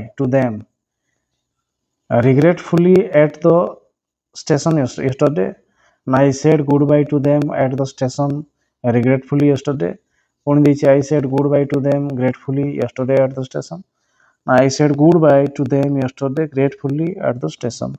So here answer is kon I said goodbye to them regretfully at the station yesterday. I said goodbye to them. I said goodbye to them regretfully at the station yesterday. Option A is your right answer. Average 79. Which of the following sentence is correctly pronounced? Punctuated. The speaker said, please lend me your ear. The speaker said, please lend me your ears. The speaker said, please lend me your ears. It देछि तो याको हमें कोन click करिवा the speaker said अछि तेनो ता ऊपर कोन हिजबो ना अधुरत चिन्ह लागिला the speaker said please पर कमा lend me your ears ओनी अधुरत चिन्ह शेष ऑप्शन डी हिजबो राइट आंसर एफर 80 he told me that he dashed the work will finish na had finished na has finished na has been finishing he told me that he dashed the work he had finished he told me that he had finished the work option B is your right answer 81 my father taught me grammar the passive voice is dash I had been taught grammar by my father na I was taught grammar by my father na grammar is taught me by my father grammar had been taught to me by my father your answer is I was taught grammar by my father option B is your right answer जेहेतु past tense अछि my father taught तेनु was लगे दबा I was taught grammar by my father ever 82 Ramo said to Gopal I visited that place 3 months ago the above sentence can be reported as reported speech रे करबा यार answer हिजो कोन ना Ramo said to Gopal एठी कहबा Ramo told Gopal that Ramo told Gopal that I बदल ही लगेबा visited को has visited that place 2 months ago टा 2 months before ना कोन करबा Ramo said said to told Gopal that Ramo told Gopal that I বদলে he visited that place ଦେଇଛି 3 months ago that place 3 months ago এটা 3 months before হব 3 months before এটি কিন্তু 2 লেখা ହେଇଛି 2 লেখা ହେଇଛି এটি ସବୁ গুଡ଼ାରେ 2 ଲେଖା ହେଇଛି କିନ୍ତୁ 3 ହେବା କଥା 3 months before option D ହେଇଯିବ right answer 83 state which of the following is grammatically acceptable it is time the train left it is time the train should leave it is time the train will leave it is time the train leaves এর answer ହେଇଯିବ কোন it is time the train left have option A ହେଇଯିବ এর right answer 84 state which of the following is grammatically acceptable the cloth is sold by a meter a cloth is sold by the meter the cloth is sold by meter the cloth is sold by an meter তবে এর answer ঠিক ହେଇଯିବ কোন the cloth is sold by a meter গোটে metre হিসাবে cloth বিক্রি করা যায় the cloth is sold by a meter option A ହେଇଯିବ right answer এরপর 85 a person who tells the future by the stars is called undash जो पर्सनटा future कहि दे पारंती माने तारा मानकर गतिविधि अनुसार ताकू एस्ट्रोनॉट कहबा ना एस्ट्रोनॉमर कहबा ना एस्ट्रोलॉजर कहबा ना एस्केटिक कहबा तो यार आंसर ही जेबो कोन ना एस्ट्रोलॉजर ज्योतिर्विद एस्ट्रोलॉजर ऑप्शन सी ही जेबो राइट आंसर एहपरे read the poem given below carefully and answer the question number 86 to 90 that follow choosing the correct alternatives given ଦେଇଛି poem ଦେଇଛି ତେବେ happy the man whose wise and care a few paternal acres bound content to breathe his native air in his own ground whose hordes with milk whose fields with bread whose flocks supply him with attire whose trees is summer yield him shade in winter fire blessed who can unconcernedly find hours days and years slide soft away in health of body peace of mind quiet by day sound sleep by night study and age together mix sweet recreation and innocence which most does please with meditation thus let me live unseen unknown thus unlamented let me die steal from the world and not a stone tell where I lie तो ये थिला गोटे poem पे question देछि question number 86 the poet is here speaking about the happy life of mankind in general na the modern man in particular na himself na a patient तो यार answer हे जिवो कोन ना mankind in general option A हे जिवो right answer 87 a man according to the poet should live dash to be happy in his native place na in a city na in a quiet place na on a foreign farm तबे यार answer हे जिवो कोन ना in his native place option A हे जिवो right answer 88 the happy man has dash by night disturbed sleep na anxious moments na sound sleep na sweet dreams तो यार answer हे जिवो the happy man has dash by night यार answer हे sound sleep option C हे जिवो right answer 89 the poet wishes to die unseen na unknown na unlamented na unheard तो यार answer हे जिवो कोन ना unlamented option C हे जिवो right answer एपर 90 the expression steal from the world means passing away secretly and quietly na dying with a lot of money na passing time very quietly na living with peace and mind तो यार answer हो कौन ना passing away secretly and quietly option A हो right answer. तो प्रथम question हूँ question number 91 केउटी स्थानीय इतिहास शिक्षादान आभिमुख्य कही स्थानीय राजनैतिक दल गढ़ा ना स्थानीय संस्कृति और परंपरा प्रति सम्मान देवा ना स्थानीय शिक्षा व्यवस्था परिचालन करने ना स्थानीय भूमिरूप संबंध में ज्ञान आहरण करने स्थानीय इतिहास शिक्षादान आभिमुख्य कही स्थानीय इतिहास आम कौन करवा ना स्थानीय संस्कृति और परंपरा प्रति सम्मान देवा तेणु ऑप्शन बी हो राइट आंसर।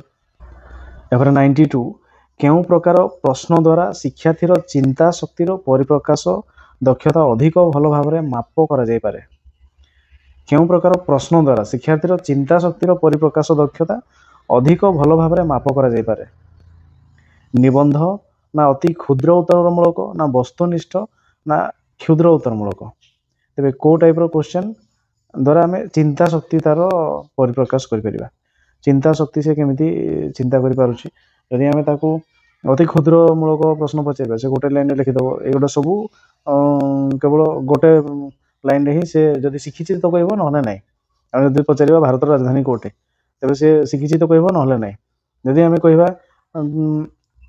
भारत राजधानी नुआ दिल्ली कौन नुआ दिल्ली कहीं करागला आम तो चेन्नई कि बांगलोर कि आम कन्याकुमारी करते नुआ दिल्ली को कौन करा तो से विषय में गोटे लिखापी तेज से आम जापर तार चिंता शक्ति कौन अच्छी तेणु आम निबंध ऐसे टाइप जब कह तेज तार चिंता शक्ति मापिपर ऑप्शन ए हो राइट आंसर। एपर 93 केउटी इतिहास पाठ्यपुस्तकर त्रुटि प्रसंगर वर्णना आकर्षणीय ना प्रसंग गुड़िकर छोट छोट परिच्छेद विभक्त ना प्रसंग गुड़िक मुख्य धारणा उपर आधारित ना प्रसंग ऐतिहासिक व्यक्ति संबंध में अधिक वर्णना कोटा गोटे त्रुटि कह आम इतिहास पाठ्यपुस्तकर जदि कह प्रसंगर वर्णना आकर्षणीय तो यह त्रुटि हो पार ना प्रश्न गुड़िक मुख्य धारणा उपर आधारित एटा भी ठीक अच्छे प्रसंग ऐतिहासिक व्यक्ति संबंध में अधिक वर्णना ये भी ठीक अच्छे कि प्रसंग गुड़िकर छोट छोट परिच्छेद विभक्त प्रसंग गुड़िक छोट छोट परिच्छेद विभक्त है आम त्रुटि हो पाए कारण अधिक कारण छोट छोट परिच्छेद जब कह तेज अधिक विस्तृत ज्ञान आम देपर ना खाली जस्ट टिके से नॉलेज पाइब तेणु ये ऑप्शन बी हो प्रश्न पर राइट आंसर। 94 केउटी इतिहास शिक्षादान में सबुठार वास्तव पद्धति गल्प कथन ना उच्च ना वर्णनात्मक ना नाटकाभिनय तेरे कोटा आमर वास्तव पद्धति आम कहवा तेरे आम कौन करवा ना गल्प कथन रे वास्तव पिलाटी केवल शुण वर्णन भी से शुण उच्च मैंने सोर्स मटेरियल उच्च भी से वास्तव अनुभूति पाइपर ना नाटक अभिनय आम जदि अशोकर नाटक अशोक विषय पढ़ाऊे तेज अशोकर भाई तार कलिंग युद्ध सहित संपर्क सेमती जदि आम नाटक अभिनय करवा तेज से अधिक वास्तव नॉलेज पाइब ऑप्शन डी हो राइट आंसर। यापर 95 नंबर ऐतिहासिक घटनावली अध्यापन केउटी अधिक सहायक हो न थाए कही समय रेखा ना मार्गदर्शी पुस्तिका ना पाठ्यपुस्तक ना सहायक पुस्तक तेरे कौटा अधिक आमर सहायक नुहे तेज यार आंसर हो कौन ना जदि आम देखा समय रेखा आम निहाती दरकार टाइम लाइन पाठ्यपुस्तक तो निहाती दरकार सहायक पुस्तक जदि किसी दरकार तेज करवा किंतु शिक्षक मार्गदर्शिका पुस्तक जदि एटार किसी आवश्यक नहीं तेणु ऑप्शन बी हो राइट आंसर। यापर 96 केउ सामाजिक मूल्यबोध इतिहास शिक्षा सहित संपृक्त नुहे श्रृंखलागत विकास ना आंतर्जातिकता ना सामाजिक और सांस्कृतिक ज्ञान ना सृजनशीलता तेज केउ सामाजिक मूल्यबोध इतिहास शिक्षा सहित संपृक्त नुहे कही जब देखा श्रृंखलागत विकास निहाती आम आवश्यक हम मानने शिखुचे आम आंतर्जातिकता आम निहाती से विषय ज्ञान अर्जन करुचे सामाजिक और सांस्कृतिक ज्ञान भी आम ज्ञान आहरण करुचे सामाजिक मूल्य इतिहास शिक्षा द्वारा किंतु सृजनशीलता कविता लिखा गीत लिखा एगुड़ा इतिहास शिक्षादान सहित नुह साहित्य भाषा एगुड़ा सहित सृजनशीलता आसो तेणु ऑप्शन डी हो यार राइट आंसर। यापर 97 केउटी इतिहास शिक्षादान ज्ञान भित्तिक शैक्षिक उद्देश्य अतीत घटनावली भविष्यत को आकलन करवा ना अतीत घटनावली वर्तमान को आकलन करवा ना अतीत घटना को स्मरण करवा ना अतीत घटना सहित जड़ित चित्र को आकलन करवा तेज केउटी इतिहास शिक्षादान ज्ञान भित्तिक शैक्षिक उद्देश्य अटे बोली कही तो यार आंसर हो कौन ज्ञान भित्तिक हम कौन ना अतीत घटना को स्मरण करवा अतीत घटना को स्मरण करवा ऑप्शन सी हो राइट आंसर। एपर 98 सामाजिक विज्ञान पाठर बोध उद्देश्य सहित केउटी संपृक्त नुहे बोध उद्देश्य सहित गोटा नुहे कही अर्थनीति और देशर प्रगति मध्य संपर्क निर्णय ना विभिन्न ऐतिहासिक स्थान को मानचित्र दर्शाइबा ना विभिन्न अंचल गमनागमन क्षेत्र में पार्थक्य दर्शाइबा ना परिवेश परिवर्तन कारण दर्शाइबा। तेज जदि देखा बोध उद्देश्य सहित गोटा संपृक्त नुहे बोध माने मेंटल एबिलिटी आसो अर्थनीति और देशर प्रगति मध्य संपर्क निर्णय करवा भाई चिंतिक कहवाई पड़ो ठीक अच्छे विभिन्न अंचल गमनागमन क्षेत्र में पार्थक्य दर्शाइबा ये भी बोध उद्देश्य आसो अच्छी परिवेश परिवर्तन कारण दर्शाइबा ये भी बोध उद्देश्य आसो किंतु विभिन्न ऐतिहासिक स्थान को मानचित्र दर्शाइबा ये तार मसल मसल काम कर शारीरिक आसो तेणु ऑप्शन बी हो राइट आंसर जहाँकि बोध उद्देश्य नुह। यापर 99 उच्च प्राथमिक शिक्षा क्षेत्र में आवेगात्मक उद्देश्य चयन निमंते केउटी प्रযোज्य नुहे छात्र मानकर संभाव्य शिक्षण परिणाम ना शिक्षार्थी मानकर दक्षता आग्रह और रुचि ना अनुष्ठानिक सुविधा और सुजोग ना शिक्षक मानकर कार्यदक्षता। उच्च प्राथमिक शिक्षा क्षेत्र में आवेगात्मक उद्देश्य चयन निमंते केउटा नुहे बोली कही कौटा आवेगात्मक चयन नुहे आवेग छात्र छात्री मानकर संभाव्य शिक्षण परिणाम ना शिक्षार्थी मानकर दक्षता आग्रह और रुचि ना आनुष्ठानिक सुविधा सुजोग आवेग सहित किसी मेल खाऊ नहीं तेणु ऑप्शन सी हो राइट आंसर। यापर क्वेश्चन नंबर 100 केउटी सामाजिक पाठ शिक्षादान परिसरभुक्त नुहे कही आधुनिक समाजर अर्थनैतिक और भौगोलिक अवस्था ना अतीतर गौरवमय परंपरा ना सामाजिक घटनावलीर पुनः परिप्रकाश संभावना ना आधुनिक समाजर नैतिक और धार्मिक चेतना तेज केउटी सामाजिक पाठ शिक्षादान परिसरभुक्त नुहे सामाजिक पाठ से नुहे कही देखिए आधुनिक समाजर अर्थनैतिक भौगोलिक अवस्था निहाती आसो अतीतर परंपरा भी आसो सामाजिक घटनावलीर परिप्रकाश भी आसो आधुनिक नैतिक धार्मिक चेतना एगुड़ा आवश्यक नहीं तेणु ऑप्शन डी हो राइट आंसर। यापर 101 भारतीय संविधान जरूरीकालीन धारागुड़िक केउं देशर संविधान द्वारा प्रभावित जर्मनी वेमार रिपब्लिक ना जुक्तराष्ट्र अमेरिका ना कानाडा ना स्विट्जरलैंड एमरजेंसी आम कौटू एमरजेंसी जर्मनी वेमार रिपब्लिक आसी ऑप्शन ए हो राइट आंसर। यापर 102 केउटी चाप गोष्ठीर कार्य नुहे सांसद मानक प्रभावित करवा ना गोष्ठी स्वार्थ रक्षा करवा ना जनमत प्रभावित करवा ना निर्वाचन लड़वा तेज चाप गोष्ठी चाप पकई जो मैंने सांसद मानक प्रभावित करवा निहाती दाबी पूरण कर गोष्ठी स्वास्थ्य रक्षा करने निहाती दाबी प्रयोग कर जनमत मान प्रभावित करने भी कम निर्वाचन लड़वा चाप गोष्ठीर काम नुहे तेणु ऑप्शन डी हो राइट आंसर। यापर 103 ओडिशार निर्वाचन कमिशन को किए बहिष्कार करिपारंती निर्वाचन कमिशनर को किए बहिष्कार करिपारंती राज्यपाल ना मुख्यमंत्री ना मुख्य निर्वाचन कमिशनर ना राष्ट्रपति तेज निर्वाचन कमिशन को किए बहिष्कार करिपारंती बहिष्कार करने पावर कहाटी अच्छी ना राष्ट्रपति पाखे अच्छी ऑप्शन डी हो राइट आंसर। यापर 104 केउं बिल पार्लियामेंट रे आगत करने पूर्व राष्ट्रपति मंजूरी आवश्यक हुए कौन सी राज्यर नाम परिवर्तन बिल ना कौन सी राज्यर सीमा परिवर्तन बिल ना संयुक्त तालिकास्थ विषय संपर्कित बिल ना अर्थ बिल एवं यार आंसर हो कौन ना अर्थ बिल ऑप्शन डी हो राइट आंसर। यापर 105 केउंटी अर्थनैतिक अधिकार अटे संपत्तिगत अधिकार ना चुक्ति करने अधिकार ना शिक्षागत अधिकार ना निजुक्ति पाइबा अधिकार अर्थनैतिक अधिकार को जब आम जा तेज संपत्तिगत अधिकार हम अर्थनैतिक अधिकार ऑप्शन ए हो राइट आंसर। यापर 106 केउ माने भारत में आईन शासन व्यवस्था प्रवर्तन करथिले आईन शासन मराठा ना मोगल ना फरासी ना ब्रिटिश कौ माने आईन शासन मराठा माने ऑप्शन ए हो राइट आंसर। यापर 107 नाजी सैन्य माने केबे चेकोस्लोवाकिया दखल करथिले अगस्त 1938 ना सेप्टेम्बर 1938 ना मार्च 1938 ना सेप्टेम्बर 1939 नाजी सैन्य माने ताहले केबे चेकोस्लोवाकिया अधिकार करथिले ना मार्च 1939 ऑप्शन सी हो राइट आंसर। 108 वाटरलू युद्ध रे नेपोलियन को केउ इंग्रज सेनाध्यक्ष परास्त करथिले वाटरलू युद्ध रे नेपोलियन को केउ इंग्रज सेनाध्यक्ष परास्त करथिले नेल्सन ना वेलिंगटन ନା ଆର୍ଥର ୱେଲସ୍ଲି ନା ଫ୍ରେଡରିକ୍ ୱିଲିୟମ।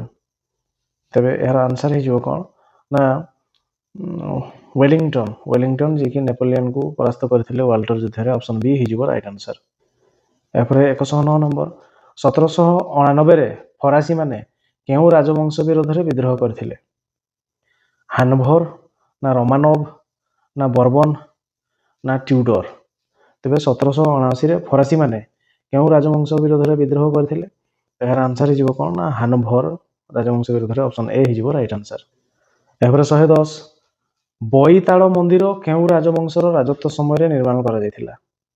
ବଇତାଳ ମନ୍ଦିର ଭୌମକର ନା ଗଙ୍ଗ ନା ଷୋଳୋତ୍ତବ ନା ଭୋଇ ବଂଶ।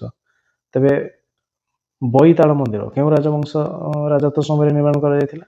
ଏହାର ଆନ୍ସର ହେବ କ'ଣ ନା ଭୌମକର ରାଜବଂଶ। ଅପସନ୍ ଏ ହେଇଯିବ ରାଇଟ୍ ଆନ୍ସର। ଏହାପରେ 111 ମୁକୁନ୍ଦ ଦେବ କେଉଁ ଯୁଦ୍ଧରେ ପରାସ୍ତ ହୋଇଥିଲେ? ଗହିରୀ ଟିକିରି ନା ମନ୍ଦାରନ ନା ଦେବରକୋଣ୍ଡା ନା କଣ୍ଡାଭିଡୁ। ମୁକୁନ୍ଦ ଦେବ ଯୁଦ୍ଧରେ ପରାସ୍ତ ହୋଇଥିଲେ କ'ଣ ନା ଗହିରୀ ଟିକିରି। ଅପସନ୍ ଏ ହେଇଯିବ ରାଇଟ୍ ଆନ୍ସର। ଏହା 112 ସୁରେନ୍ଦ୍ର ସାଏ ରାଜପୁତ ଖିଣ୍ଡାର କେଉଁ ବଂଶଜ ଥିଲେ? ଗଣ୍ଡ ନା ଚୌହାନ ନା ସଣ ନା ଭିଞ୍ଜାଲ। ସୁରେନ୍ଦ୍ର ସାଏ ତେବେ କୋଉ ବଂଶର ଥିଲେ? ନା ସେ ଚୌହାନ ବଂଶ। ଅପସନ୍ ବି ହେଇଯିବ ରାଇଟ୍ ଆନ୍ସର। ଏପରେ 113 1919ରେ କାହିଁକି ହଣ୍ଟର କମିଟି ଗଠନ କରାଯାଇଥିଲା? ଭାରତରେ ରାଓଲାତ ଆଇନର ପ୍ରଭାବ ଅନୁଧ୍ୟାନ କରିବା ପାଇଁ ନା 1919 ଭାରତ ଶାସନ ଆଇନର କାର୍ଯ୍ୟକାରିତା ସମ୍ପର୍କରେ ଅନୁଧ୍ୟାନ କରିବା ପାଇଁ ନା ଜାଲିଆନାୱାଲାବାଗ ହତ୍ୟାକାଣ୍ଡର ତଦନ୍ତ ପାଇଁ ନା ଭାରତର ଖିଲାଫତ ଆନ୍ଦୋଳନର କାରଣ ଜାଣିବା ପାଇଁ। ତେବେ ହଣ୍ଟର କମିଟି କୋଉଥିପାଇଁ ଗଠନ କରାଯାଇଥିଲା? ଏହାର ଆନ୍ସର ହେଇଯିବ କ'ଣ ନା ଜାଲିଆନାୱାଲାବାଗ ହତ୍ୟାକାଣ୍ଡର ତଦନ୍ତ ପାଇଁ। ଅପସନ୍ ସି ହେଇଯିବ ରାଇଟ୍ ଆନ୍ସର। ଏହାପରେ 114 ଓଡ଼ିଶାରେ ସାରଙ୍ଗଗଡ଼ ଦୁର୍ଗ କିଏ ନିର୍ମାଣ କରିଥିଲେ? ଖାରବେଳ ନା ହମ୍ବିର ଦେବ ନା ଚଡ଼ଗଙ୍ଗ ଦେବ ନା କପିଳେନ୍ଦ୍ର ଦେବ। ସାରଙ୍ଗଗଡ଼ ଦୁର୍ଗ କିଏ ନିର୍ମାଣ କରିଥିଲେ? ସେ ହେଉଛନ୍ତି ଚଡ଼ଗଙ୍ଗ ଦେବ। ଅପସନ୍ ସି ହେଇଯିବ ରାଇଟ୍ ଆନ୍ସର। ଏହାପରେ 115 ପରିବ୍ରାଜକ ଇବନ ବତୁତା କେଉଁ ଦେଶରୁ ଆସିଥିଲେ? ଆଫ୍ରିକା ନା ଫ୍ରାନ୍ସ ନା ଜାପାନ ନା ଚୀନ। ଇବନ ବତୁତା ଆଫ୍ରିକାରୁ ଆସିଥିଲେ। ଅପସନ୍ ଏ ହେଇଯିବ ରାଇଟ୍ ଆନ୍ସର। ଏହାପରେ 116 କେଉଁ ମୋଗଲ ସମ୍ରାଟ ମାନସବଦାରୀ ପ୍ରଥା ପ୍ରଚଳନ କରିଥିଲେ? ଆକବର ନା ଜାହାଙ୍ଗୀର ନା ଶାହଜାହାନ ନା ଔରଙ୍ଗଜେବ। ମାନସବଦାରୀ ପ୍ରଥା କିଏ ପ୍ରଚଳନ କରିଥିଲେ? ନା ସେ ହେଉଛନ୍ତି ଆକବର। ଅପସନ୍ ଏ ହେଇଯିବ ରାଇଟ୍ ଆନ୍ସର। ଏହାପରେ 117 ପଞ୍ଚମହଲ କେଉଁ ଦୁର୍ଗ ଭିତରେ ଅବସ୍ଥିତ? ଆଗ୍ରା ନା ଫତେପୁର ସିକ୍ରି ନା ଲାଲକିଲ୍ଲା ନା ଦିଲ୍ଲୀ ସ୍ଥିତ ପୁରୁଣା କିଲ୍ଲା। ପଞ୍ଚମହଲ କୋଉଠି ଅଛି? ପଞ୍ଚମହଲ ହେଉଛି ଫତେପୁର ସିକ୍ରି। ପଞ୍ଚମହଲ ଫତେପୁର ସିକ୍ରିରେ ଅବସ୍ଥିତ। ଅପସନ୍ ବି ହେଇଯିବ ରାଇଟ୍ ଆନ୍ସର। ଏହାପରେ 118 ତୁଗଲକନାମାର ରଚୟିତା କିଏ? ଅମୀର ଖୁସରୁ ନା ଅମୀର ହସନ ଦେହଲୱି ନା ଆଲବେରୁନି ନା ମିନହାଜ ଉସ୍ ସିରାଜ। ତୁଗଲକନାମାର ରଚୟିତା ହେଉଛନ୍ତି କିଏ? ନା ଅମୀର ଖୁସରୁ। ଅପସନ୍ ଏ ହେଇଯିବ ରାଇଟ୍ ଆନ୍ସର। ଏହାପରେ 119 ଦିଲ୍ଲୀର ହଜ୍ କିଏ ନିର୍ମାଣ କରିଥିଲେ? ଆଲାଉଦ୍ଦିନ ଖିଲଜି ନା ଇଲତୁତମିଶ ନା ଫିରୋଜ ତୁଗଲକ ନା ମହମ୍ମଦ ତୁଗଲକ। ଦିଲ୍ଲୀର ହଜ୍ କିଏ ନିର୍ମାଣ କରିଥିଲେ? ଦିଲ୍ଲୀର ହଜ୍ ନିର୍ମାଣ କରିଛି କିଏ? ନା ଆଲାଉଦ୍ଦିନ ଖିଲଜି। ଅପସନ୍ ଏ ହେଇଯିବ ରାଇଟ୍ ଆନ୍ସର। ଏହାପରେ 120 ଦିଲ୍ଲୀ ସୁଲତାନି ଶାସନ ସମୟରେ କିଏ ସମାଚାର ବିଭାଗର ମୁଖ୍ୟ ଥିଲେ? ୱାଜିର ନା ବାରିଦ ଇ ମାମାଲିକ ନା ଦିୱାନ ଇ ଇନସା ନା ୱାକିଲ ଇ ଦର। ସୁଲତାନି ଶାସନ ସମୟରେ ଦିଲ୍ଲୀରେ ସମାଚାର ବିଭାଗର ମୁଖ୍ୟ କିଏ ଥିଲେ? ନା ସେ ହେଉଛନ୍ତି ବାରିଦ ଇ ମାମାଲିକ। ଅପସନ୍ ବି ହେଇଯିବ ରାଇଟ୍ ଆନ୍ସର। 121 ନମ୍ବର କେଉଁ ପ୍ରକାର ପୁସ୍ତକ ଉଭୟ ବିଷୟଗତ ଜ୍ଞାନ ଓ ପଦ୍ଧତି ଜ୍ଞାନର ସମାହାର? ତଥ୍ୟ ପୁସ୍ତକ ନା ଶିକ୍ଷକ ସହାୟକ ପୁସ୍ତିକା ନା ପାଠ୍ୟ ପୁସ୍ତକ ନା ଅଭ୍ୟାସ ପୁସ୍ତିକା। କେଉଁ ପ୍ରକାର ପୁସ୍ତକ ଉଭୟ ବିଷୟଗତ ଜ୍ଞାନ ବି ଥିବ ଆଉ ପଦ୍ଧତି ଜ୍ଞାନ ବି ଥିବ? ତ ଏହା ହେଇଯିବ କ'ଣ ନା ହେଇଯିବ ଶିକ୍ଷକ ସହାୟକ ପୁସ୍ତିକା, ଯେଉଁଥିରେ କି ପଦ୍ଧତି ଜ୍ଞାନ ସବୁ ରହିଛି। ଅପସନ୍ ବି ହେଇଯିବ ରାଇଟ୍ ଆନ୍ସର। ଏହାପରେ 122 ନିମ୍ନୋକ୍ତ କେଉଁ ପରୀକ୍ଷାଗାରର ସମ୍ବଳଟି ଭୂଗୋଳ ଶିକ୍ଷାଦାନରେ ବିଶେଷ ଭାବେ ବ୍ୟବହୃତ ହୋଇନଥାଏ? ଭୂଗୋଳକ ନା ପ୍ରତିରୂପ ନା ବୃଷ୍ଟିମାପକ ଯନ୍ତ୍ର ନା ସମୟରେଖା। କୋଉଟା ତାହେଲେ ଭୂଗୋଳ ଶିକ୍ଷାଦାନରେ ବିशेष ଭାବରେ ବ୍ୟବହୃତ ହୁଏ ନାହିଁ। ତେବେ ଯଦି ଆମେ ଦେଖିବା ସମୟ ରେଖାଟା ଆମର ଇତିହାସ ପାଇଁ ମସିହା ଯେତେ ସବୁ ରହିଥିବ, ତେଣୁ ଅପସନ୍ ଡି ହେଇଯିବ ରାଇଟ୍ ଆନ୍ସର, ଯାହାକି ଆମର ଭୂଗୋଳ ଶିକ୍ଷାଦାନରେ ବିଶେଷ ଭାବରେ ତାର ଆବଶ୍ୟକ ନାହିଁ। ଏହାପରେ 123 ନମ୍ବର, ଶିକ୍ଷାର୍ଥୀମାନଙ୍କର ସମସ୍ତ କାର୍ଯ୍ୟ ଲକ୍ଷ୍ୟ ହାସଲ ଉପରେ କେନ୍ଦ୍ରୀଭୂତ ହେବା ଆବଶ୍ୟକ। ଏହା ଶିକ୍ଷଣ କାର୍ଯ୍ୟର କେଉଁ ଉପାଦାନ? ଏବେ ଆଉଥରେ ଦେଖିନେବା, ଶିକ୍ଷାର୍ଥୀମାନଙ୍କର ସମସ୍ତ କାର୍ଯ୍ୟ ଲକ୍ଷ୍ୟ ହାସଲ ଉପରେ କେନ୍ଦ୍ରୀଭୂତ ହେବା ଆବଶ୍ୟକ। ଏହା ଶିକ୍ଷଣ କାର୍ଯ୍ୟର କେଉଁ ଉପାଦାନ? ଆହ୍ୱାନମୂଳକ, ନା ଜ୍ଞାନ ସଂଗଠନ, ନା ସ୍ୱତଃସ୍ଫୂର୍ତ୍ତ ଅଂଶଗ୍ରହଣ, ନା ଶୈକ୍ଷିକ ଉଦ୍ଦେଶ୍ୟ? ତେବେ ଏହା ହେଇଯିବ କ'ଣ ନା ଶିକ୍ଷାର୍ଥୀମାନଙ୍କର ସମସ୍ତ କାର୍ଯ୍ୟ ଲକ୍ଷ୍ୟ ହାସଲ ଉପରେ, ଏଟା ହେଉଛି ଶୈକ୍ଷିକ ଉଦ୍ଦେଶ୍ୟ, ଅପସନ୍ ଡି ହେଇଯିବ ରାଇଟ୍ ଆନ୍ସର। ଏହାପରେ 124 ନମ୍ବର, ପ୍ରାରମ୍ଭିକ ସ୍ତରରେ ସାମାଜିକ ବିଜ୍ଞାନ ଶିକ୍ଷାଦାନରେ ନିମ୍ନୋକ୍ତ କେଉଁଟିର ଶିକ୍ଷଣ ଉପରେ ପ୍ରାଧାନ୍ୟ ଦିଆଯାଇଥାଏ? ଅର୍ଥଶାସ୍ତ୍ର, ନା ପରିବେଶ, ନା ଭୂଗୋଳ, ନା ଇତିହାସ? ତେବେ ପ୍ରାରମ୍ଭିକ ସ୍ତରରେ ସାମାଜିକ ବିଜ୍ଞାନ ଶିକ୍ଷାଦାନରେ କେଉଁଟିର ଶିକ୍ଷଣ ଉପରେ ପ୍ରାଧାନ୍ୟ ଦିଆଯାଇଥାଏ? ତେବେ ଏହାର ପ୍ରାରମ୍ଭିକ ସ୍ତରରେ, ତେବେ ଏହା ହେଇଯିବ କ'ଣ? ପରିବେଶ ସହିତ ସଂଯୋଜିତ, ତେଣୁ ଅପସନ୍ ବି ହେଇଯିବ ରାଇଟ୍ ଆନ୍ସର। ଏହାପରେ 125, ଶିକ୍ଷାର୍ଥୀମାନଙ୍କ ମଧ୍ୟରେ ସୃଜନଶୀଳତା ତଥା ଅନ୍ୱେଷଣ କରିବାର ସ୍ପୃହା ଅଭିବୃଦ୍ଧିରେ କେଉଁ ଶିକ୍ଷାଦାନ ପଦ୍ଧତିର ଆଦର୍ଶ ନିହିତ? ଆଲୋଚନାମୂଳକ ପଦ୍ଧତି, ନା ପର୍ଯ୍ୟବେକ୍ଷଣ ପଦ୍ଧତି, ନା ପ୍ରକଳ୍ପ ପଦ୍ଧତି, ନା ସର୍ବେକ୍ଷଣ ପଦ୍ଧତି?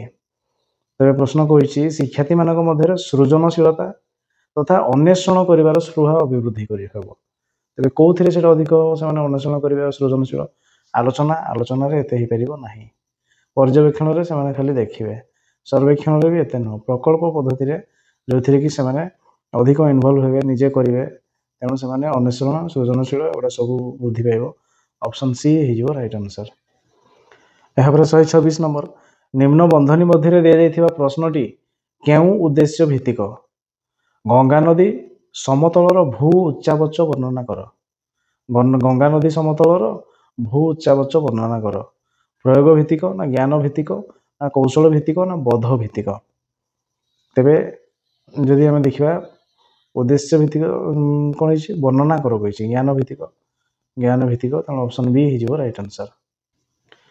ଏହାପରେ 127, ନିମ୍ନୋକ୍ତ କେଉଁ ସ୍ଥାନର ଦ୍ରାଘିମା ଭିତ୍ତିରେ ଭାରତୀୟ ପ୍ରମାଣ ସମୟ ନିର୍ଣ୍ଣିତ ହୁଏ? ଇନ୍ଦୋର, ନା କାନପୁର, ନା ମିର୍ଜାପୁର, ନା ବାରାଣାସୀ? ତେବେ ଭାରତର କେଉଁ ସ୍ଥାନର ଦ୍ରାଘିମା ଭିତରେ ଭାରତୀୟ ପ୍ରମାଣ ସମୟ ନିର୍ଣ୍ଣିତ ହୁଏ? ତେବେ ଏହାର ସଠିକ୍ ଆନ୍ସର ହେଇଯିବ କ'ଣ? ନା ମିର୍ଜାପୁର ଦେଇକି ଯୋଉଟା ଯାଇଛି, ତେଣୁ ଅପସନ୍ ସି ହେଇଯିବ ରାଇଟ୍ ଆନ୍ସର।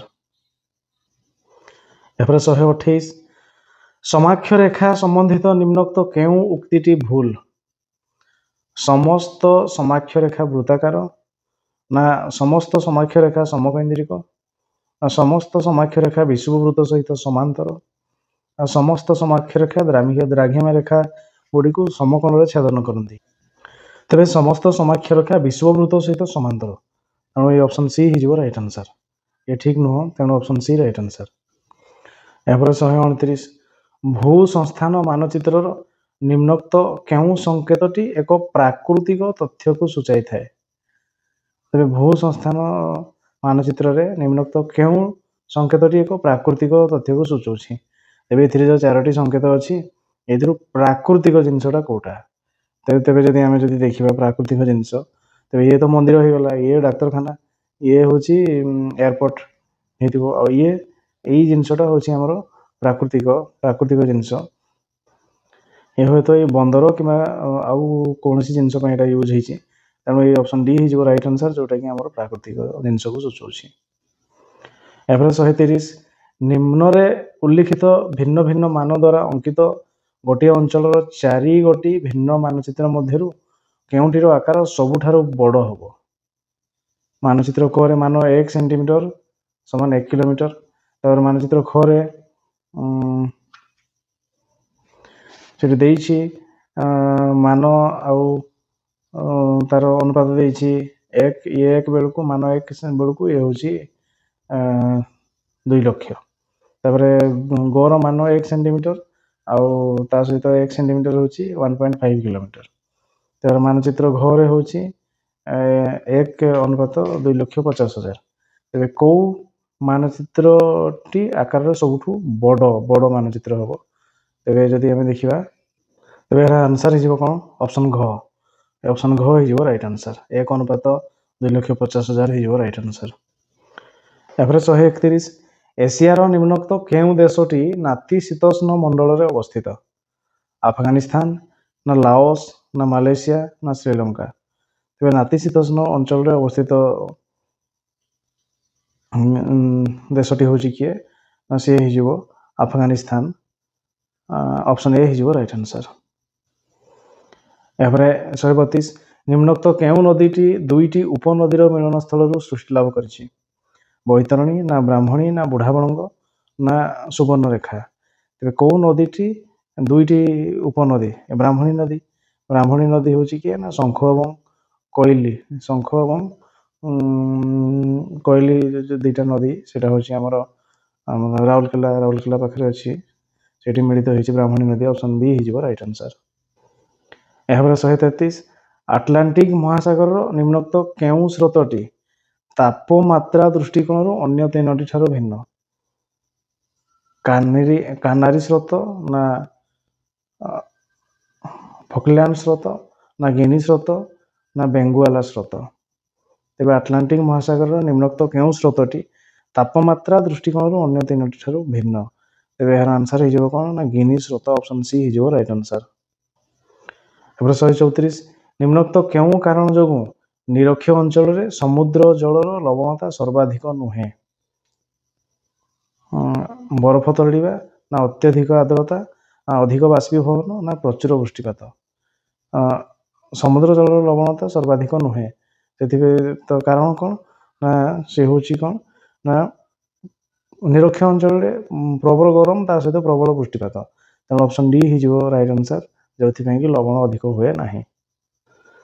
एवरे 135 भारतर सांप्रतिक स्थिति रे सागुणा निम्नोक्त केउ धरणर प्राणी?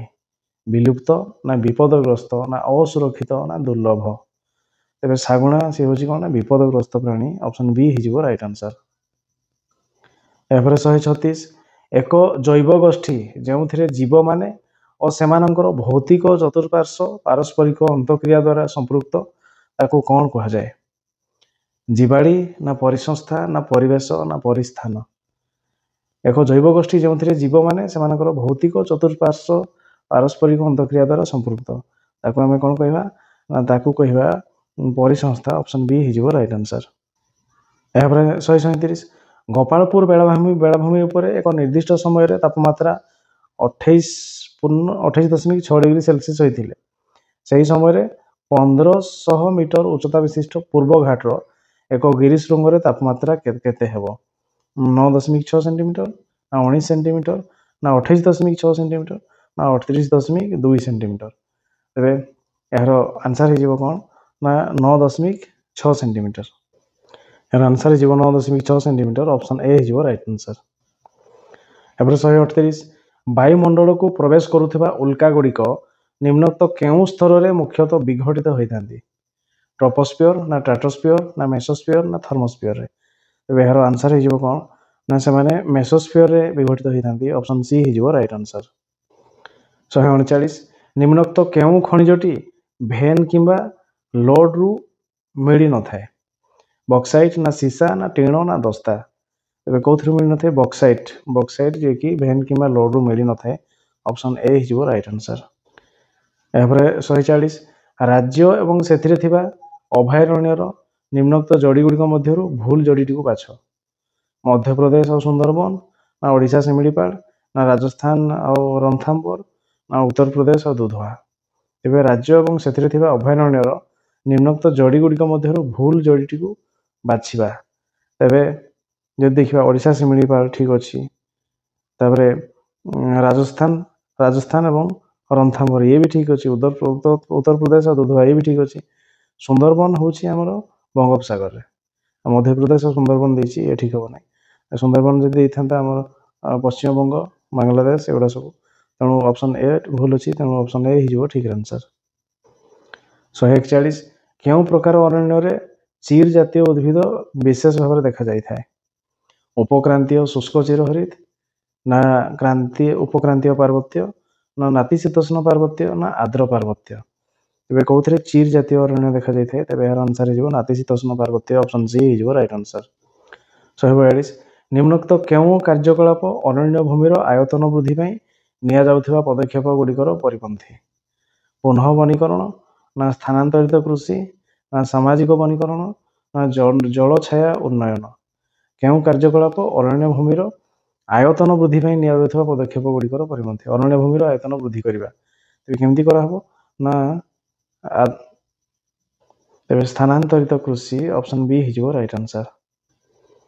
143 भारतर केउं अंचल रे बाउंश नला साहाय्य झरणा जल संग्रहर एक पुरातन व्यवस्था दाक्षिणात्य मालभूमि ना मेघालय मालभूमि ना राजस्थान मरुभूमि ना पश्चिम हिमालय तेबे केउं अंचल रे बाउंश नला साहाय्य झरणा जल संग्रह एक पुरातन व्यवस्था होची मेघालय मालभूमि रे मेघालय ऑप्शन बी हो राइट आंसर। 144 केउं देशर सहायतार अनुगुल ठारे नाल्को आलुमिनियम कारखाना प्रतिष्ठित होइछे कानाडा ना फ्रांस ना जर्मनी ना युक्तराज्य तेबे केउं देशर सहायतार नाल्को आलुमिनियम कारखाना प्रस्तुत होइछे हम अनुगुल रे से हिजो कोन ना कानाडा कानाडार कानाडा सहायतार तेबे हमर नाल्को आलुमिनियम कारखाना प्रतिष्ठित होइछे कानाडा ऑप्शन ए हिजो राइट आंसर। 145 ओडिशा उपकूलर बालिया जमी रे केउं फसल विशेष भल हुए काजू बादाम ना लंका ना धुआं पत्र ना हळदी तेबे बालिया जमी रे कोन हबो ना हळदी ऑप्शन डी हिजो राइट आंसर। 146 निम्नोक्त केउं जिला ओडिशार सर्वाधिक हाराहारी वार्षिक वृष्टिपात पाई थाए गंजाम ना केन्दुझर ना नुआपड़ा ना सुवर्णपुर तेबे कोउ जिल्ला रे अधिक वृष्टिपात होइताए तेबे होची हमर के ना केन्दुझर जिला ऑप्शन बी हिजो राइट आंसर।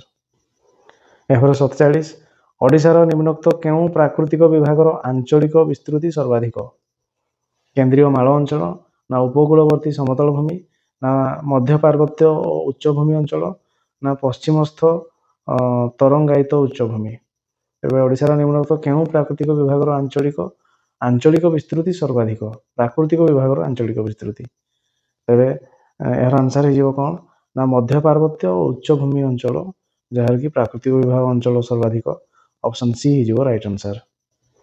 148 प्राचीन काल रे शिक्षार केंद्र थिबा स्थानटी चिन्हट कर चुनार ना भल्लभी ना आरिकामेडु ना भारुकच्छ शिक्षार केंद्र थिबा स्थान से होची किए ना भल्लभी ऑप्शन बी हिजो राइट आंसर। 149 भारत संविधान रो केउं धारा मुख्यमंत्री कर्तव्य को व्याख्या करे धारा 163 ना धारा 166 ना धारा 167 ना धारा 164 तेबे मुख्यमंत्री कर्तव्य को व्याख्या करथुवा धारा होची किए ना 167 167 ऑप्शन सी हिजो right answer. 150 doctor Abdul Kalam द्वीप भारतर केउं राज्य रे अवस्थित ओडिशा रे ना पश्चिम बंग ना तमिलनाडु ना केरल अब्दुल कलाम द्वीप को राज्य रे अवस्थित यार आंसर हिजो कोन ना अब्दुल कलाम द्वीप डॉक्टर अब्दुल कलाम द्वीप भारतर केउं राज्य रे अवस्थित अब्दुल कलाम द्वीप ओडिशा ऑप्शन ए हिजो राइट आंसर।